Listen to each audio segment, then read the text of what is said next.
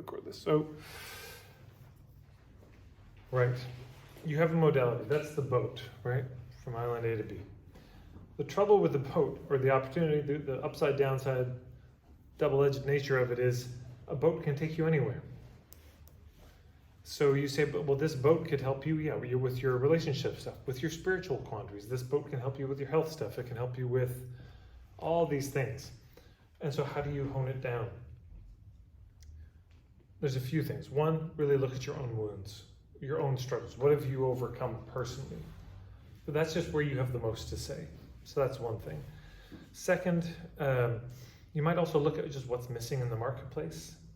Okay, there's yoga, but nobody's done yoga addressing this thing, this particular issue. There can be that. But you're just going to be, from their eyes, you'll be known for one thing. If you're lucky, you'll be known for one thing.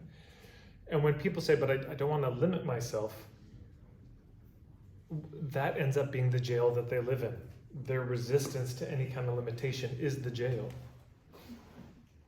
Meaning, nobody knows them for anything in particular at all. Oh yeah, they do holistic stuff. They do some kind of weird health thing. Something. Is it health? Is it? Anyway, personal, you know what that's how it sounds in the real world. So yeah, what's the one thing you want to be known for? And by the way, I suppose it's worth saying, with niching, we were talking with Ideal Client, we were talking about the who. But that who is not the only part of niching, right? If you got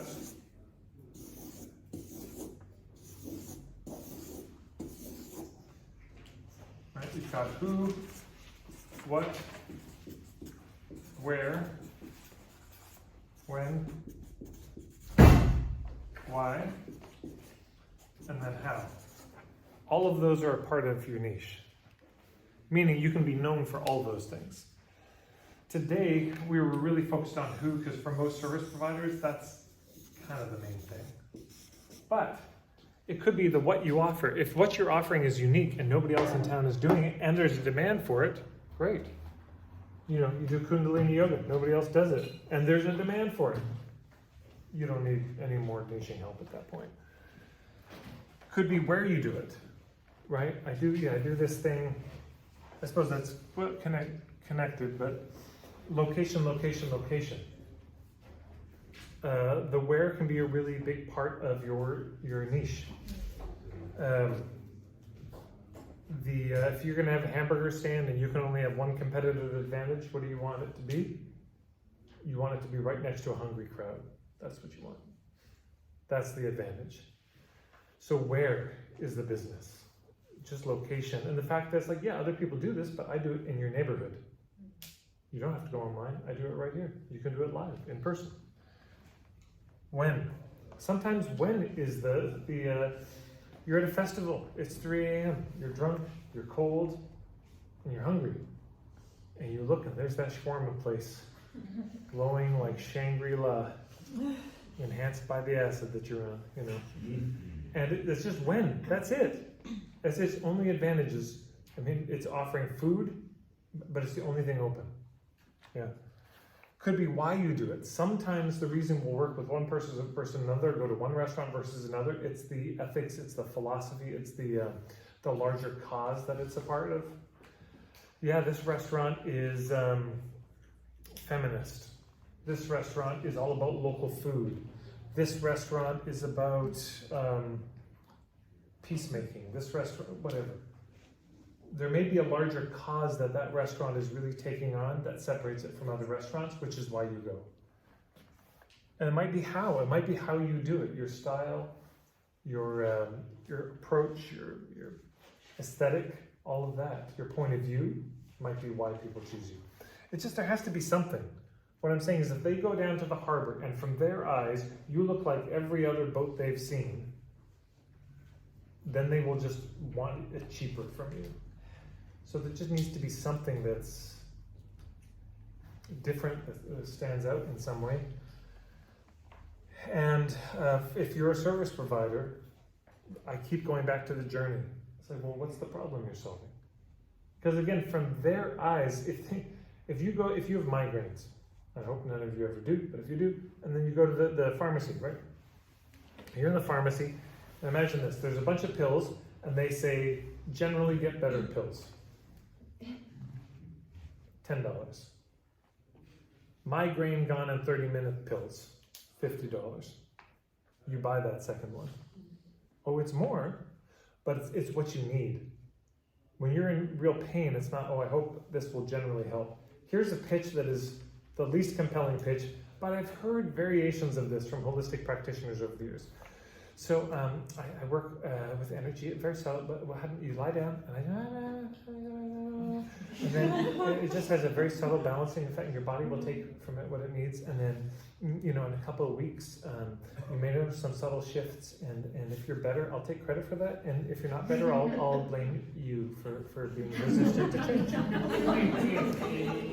know what I'm saying? That's not compelling. Oh, but this boat can help everybody. So it's tough. I mean, the niching thing is that I'm not making light of it, or I am, just because we gotta laugh because this is so mind-numbing sometimes.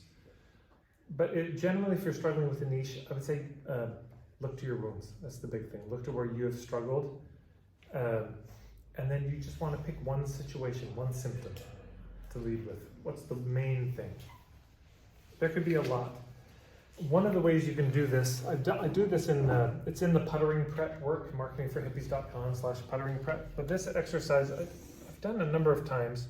If you imagine an axis like this, right, or a quadrants. Okay, on this axis you've got how passionate are you, and here you've got how competent are you. So you could try other. It doesn't have to be passion and competence, but I go with these often. And this is 0, that's 10, that's 10.